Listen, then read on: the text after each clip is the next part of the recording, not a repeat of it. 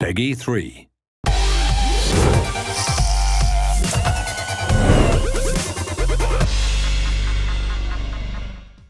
Welcome to another episode of The Boot Room. I'm Matt Cuttle. This is Darren Cross from Match Magazine, and this week we're talking about how to end a losing streak in FIFA 13. It's something that happens to all of us now and again, doesn't it? Yeah, I'm sure we've all had periods where it's really tough to get a win, but we've got a few tips today that should help you with that. So when you find yourself on a losing streak, what's the first thing you do? Well, the first thing I do is go back and pick a team that I know really well, the team that I know best. And the reason for that is that I'm aware of what all the players are capable of and what they're not capable of. So it's much easier to make decisions, and soon you find yourself making them automatically. And I think you can gain a bit of confidence from that, which is really the key with a losing run or a winning run. You know, you need to maintain that confidence or get it back, and certainly being comfortable with the players you've got on your team really helps with that. When you say being comfortable with the players, are you referring to things like, you know, their foot dominance and their sprint speed and their agility, that sort of thing? Exactly, yeah. You know, it definitely helps to know which feet your strikers are dominant with, and all those things you just mentioned. You know, which players are quick, which ones are slow, and generally, like I said, what they're capable of, and certainly that helps you make quick decisions. So what is your go-to team? My go-to team's Anzi. It's just a team that I've used a lot, and as I say, I'm really familiar with the players. I know what they can do and what they can't do, which is really important too. Now let's move on to formation. Not only should you know what your players are capable of, but where they are on the pitch. Yeah, and I think I know I've certainly done this before, where I'm on a losing streak and I just want to rush straight into a game, sort of forget about formation and squad and just get that win and then move on from it. But I think when that happens, it only takes an instance where you pass the ball and there's nobody there, or the other player passes it into a space where you thought you had a defender, to make you realise how important the formation is.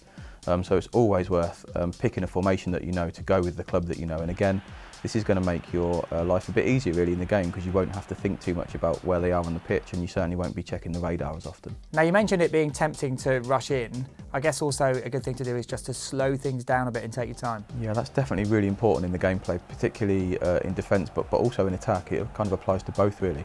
So when you haven't got the ball, you really want to avoid the temptation of rushing out to get it back. So that's going to make you bring players out of position. You know, and then if the other team scores, your confidence takes a knock, and then you're back where you started, kind of on a losing run. So hold your position, take your time, and make sure you don't go flying into tackles.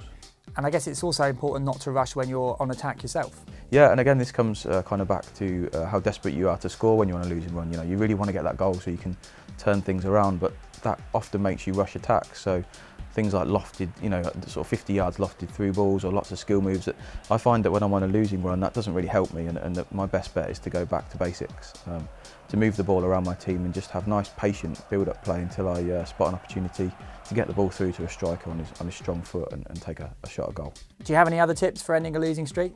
Yeah, so the final one really is that you don't want to give any sort of silly goals away, particularly when you haven't won for a few games. So again, that's going to knock your confidence, and that's what it always comes back to. So it's really to take no risks at the back, and by that I mean clear high balls, using the shoot button instead of trying to knock them down.